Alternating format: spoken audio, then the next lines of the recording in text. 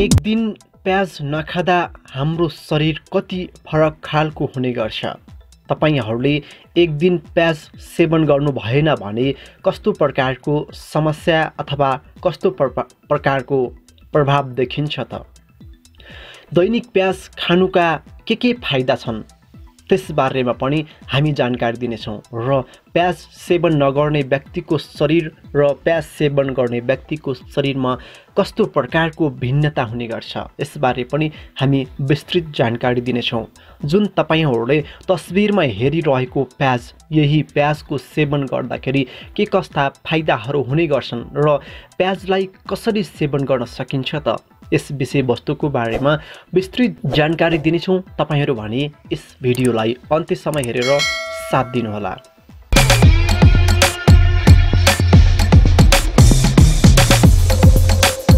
नमस्कार, GS Nepal YouTube channel हेरेर बस्नुभएका सम्पूर्ण युट्युब दर्शकहरूलाई हार्दिक स्वागत गर्न चाहन्छौं। शिक्षा, स्वास्थ्य, त्यसैगरी मनोरञ्जन सम्बन्धी विभिन्न टिप्सहरू लिएर तपाईहरुको माझमा विभिन्न समयमा उपस्थित हुने गरेका छौं। यसै क्रममा आज पनि तपाईहरुको माझमा अर्गानिक तरिकाले उत्पादन गरिएको प्याजका फाइदाहरू के छन् त र हामीले यसलाई कसरी सेवन गर्न सकिन्छ, अनि प्याज सेवन गर्ने व्यक्तित्वको शरीर र प्याज सेवन नगर्ने व्यक्तित्वको शरीर कस्तो फरक हुने गर्छ, यस विषयवस्तुको बारेमा विस्तृत जानकारी दिँदैछौं। तपाईहरु भने कति पनि नआत्तिएर यस भिडियोलाई अन्त्यसम्म हेर्दै जानुहोला।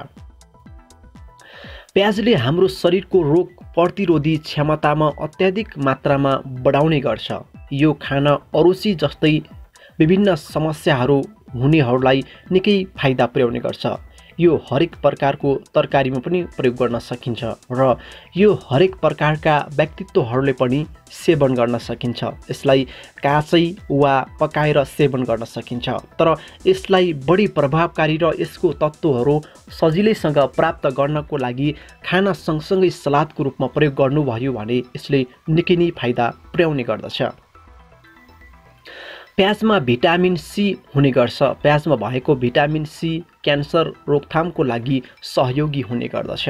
तपाईहरुले क्यान्सर रोकथामको लागि सहयोगी हुन्छ भन्न बित्तिकै के कुरा बुझ्नु पर्यो भने तपाईको शरीरमा अनावश्यक रूपमा क्यान्सर उत्पादन हुँदैछ कि त्यसबारेमा सचेत हुनुपर्ने हुन्छ र त्यस्तो समस्याहरू उत्पादन हुन नदिनको लागि तपाईहरुले दैनिक प्याजलाई सलादको रूपमा काँचै सेवन गर्नुभयो भने यो निकै प्रभावकारी हुने कुरा एक तथ्यले सार्वजनिक गरेको छ। प्याजले यौन क्षमता बढाउने विशेष भूमिका निर्वाह गर्ने गर्छ। यसले शरीरमा इन्सुलिनको मात्रालाई बढाउँछ, साथै रगतमा सुगरको मात्रालाई पनि नियन्त्रण गर्ने गर्छ। तपाईको शरीरमा भएको इन्सुलिनको मात्रा कमजोर भयो भने यसै पनि शरीर थाक्ने, कमजोर महसुस हुने, कुनै कामहरू गर्नलाई पनि जाँगर नलाग्ने यस्ता समस्याहरू हुने गर्छन्। त्यसैगरी त्यस्तो इन्सुलिनको मात्रा कम भएको शरीर छ भने नियमित रूपमा तपाईहरुले प्याजलाई सलादको रूपमा सेवन गर्नुभयो भने त्यसले शरीरमा इन्सुलिनको मात्रालाई बढाउने गर्छ र जाँगर लाग्ने र विभिन्न प्रकारका शारीरिक क्षमताहरू वृद्धि गर्न पनि यसले टेवा पुर्याउने गर्दछ। साथै रगतमा भएको सुगरको मात्रालाई पनि नियन्त्रण गर्ने गर्छ। जस्तो हाम्रो शरीर बुढो हुँदै गएपछि हाम्रो शरीरमा अनावश्यक रूपमा सुगरको मात्रा वृद्धि हुँदै जाने गर्छ र हामीलाई कुनै पनि काम गर्नको लागि निकै नै अप्ठ्यारो महसुस हुने गर्छ र शरीरहरू दुख्ने, जोड्नेहरू दुख्ने, राति सुत्दाखेरि निद्रा नपर्ने यस्ता विभिन्न प्रकारका समस्याहरू हुने गर्छन्। जुन सुगरको मात्रा बढी भएका मानिसहरूलाई, यस्ता मानिसहरूले झन् प्याजलाई खोजी सेवन गर्नुपर्ने कुरा यहाँ उल्लेख गरिएको छ। प्याज शरीरको पाचन क्षमता बढाउन निकै उपयोगी मानिन्छ। प्याज खाएपछि खाना पचाउन निकै सहयोग पुग्ने गर्दछ, किनकि प्याजको सेवनले पाचक रसको शरीरमा अत्याधिक मात्रामा प्रभाव हुने गर्दछ, जो खाना पचाउन निकै सहयोग हुने गर्दछ।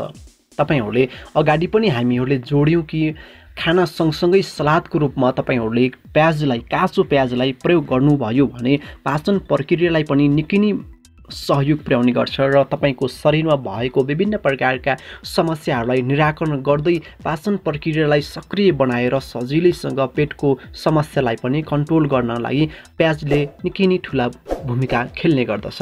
प्याजमा रोग प्रतिरोधी क्षमता बढी हुने भएकोले भिटामिन ए, भिटामिन सी अथवा ईको मिसावट हुने भएकोले तपाईँको छालालाई चमकदार बनाउन मद्दत गर्दछ। प्याजको निरन्तर सेवन गर्नुभयो भने तपाईँको छाला निरन्तर चम्किने गर्दछ।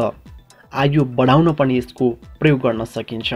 हामीहरूले अगाडि नै भन्यौँ कि प्याजको प्रयोग गर्ने मानिसहरूमा यस्ता विभिन्न प्रकारका फरक हुने गर्छन्। जुन तपाईँहरूले सोच्नुभयो, जुन तपाईँहरूले सुन्नुभयो, यी मान्छेहरूले जुन मान्छेले प्रयोग गर्नुहुन्छ यी यस्ता फाइदाहरू प्राप्त गर्न सकिन्छ भने प्याज सेवन नगर्ने मान्छेहरूले यस्ता फाइदाहरूबाट वञ्चित हुनुहुनेछ र तपाईँको शरीर कमजोर र आलस्य महसुस हुने गर्दछ।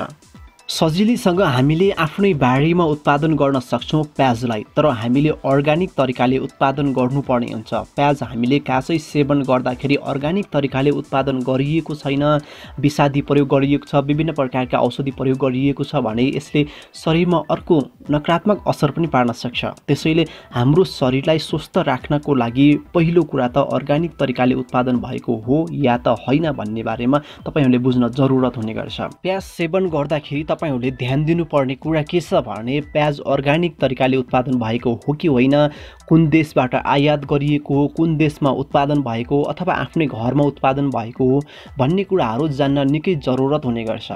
किनकि तपाईँको स्वास्थ्यभन्दा ठुलो कुरा अन्य केही पनि हुँदैन। काँचै प्याज सेवन गर्दाखेरि त्यसमा भएका विभिन्न प्रकारका ब्याक्टेरिया, विभिन्न प्रकारका विषादीहरूले तपाईँको शरीरमा फेरि नकारात्मक असर पार्न सक्छ। त्यसैले अर्ग्यानिक तरिकाले उत्पादन भएको प्याजलाई मात्रै चिनेर तपाईँहरूले सेवन गर्नुपर्ने हुन्छ।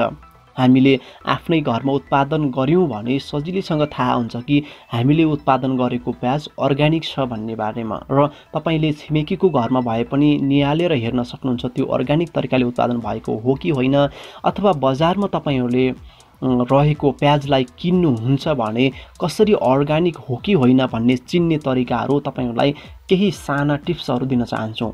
तपाईँहरूले पहिला त एउटा प्याज लिनुहोस्, त्यो प्याजको बाहिरको केस्राहरू रातो छ कि छैन, त्यसपछि एक दुईवटा केस्राहरू निकालिसकेपछि पनि रातो भाग छ कि छैन त्यस्तो तपाईँहरूले पुरा हेर्नुपर्ने हुन्छ। र त्यसपछि तपाईँहरूले प्याजलाई बिचबाट काट्नुहोस् र काट्दाखेरि एकदमै पिरो खालको गन्ध आउँछ कि आउँदैन, तपाईँको आँखामा नजिक लग्दाखेरि पिरो बास्न आएर आँखाबाट आँसु आउँछ कि आउँदैन, यस्ता विभिन्न प्रकारका सामान्य टिप्सहरूबाट पनि तपाईँहरूले यो प्याज अर्ग्यानिक हो कि होइन, यो प्याज कहाँ उत्पादन भएको हो भन्ने कुरा थाहा पाउन सक्नुहुन्छ।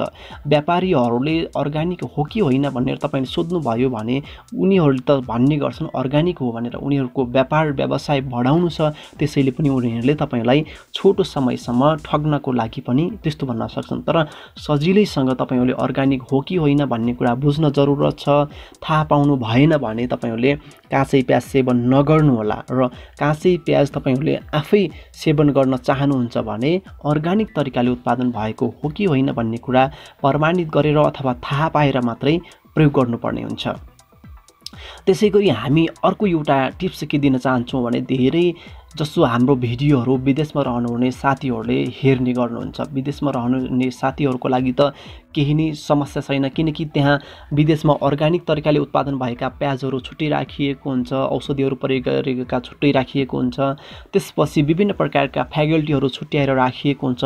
ती प्याजहरू तपाईँहरूले सोधेर बुझेर राम्रोसँग प्रयोग गर्नुभयो भने त्यसले कुनै पनि असर पार्दैन। विदेशमा भएका साथीहरूलाई सजिलो छ, किनकि विदेशमा सही तरिकाले व्यापार व्यवसाय गरिन्छ, त्यहाँ कुनै ठग्ने र त्यहाँ कुनै विभिन्न प्रकारका समस्याहरू उल्झन हुने कुनै पनि हुँदैन। त्यसैले आफूले सजिलैसँग कसरी उत्पादन गर्न सकिन्छ, कसरी प्रयोग गर्न सकिन्छ भन्ने बारेमा बुझेर मात्रै अगाडि बढ्नुहोला। आजको विषयवस्तुमा तपाईँहरूलाई जानकारी दिउँ कि प्याज सेवन गर्ने र नगर्ने मान्छेमा कस्तो फरक हुन्छ, कसरी प्याजलाई सेवन गर्ने, प्याज सेवन गर्दाखेरि हाम्रो शरीरलाई के फाइदा हुन्छ, काँचो प्याज सेवन गर्दा के फाइदा हुन्छ र पकाएको प्याज सेवन गर्दा के फाइदा अथवा नोक्सान हुन्छ भन्ने बारेमा छोटो जानकारी दिउँ। आगामी दिनमा यस्तै विभिन्न प्रकारका विषयवस्तुहरू लिएर पुनः उपस्थित हुन कोसिस गर्नेछौँ भन्दै म पनि छुटिन्छु। बाबाई, शुभ समय शुभ फल तपाईँहरू भने हेर्दै जानुहोला। नमस्ते, बाबाई।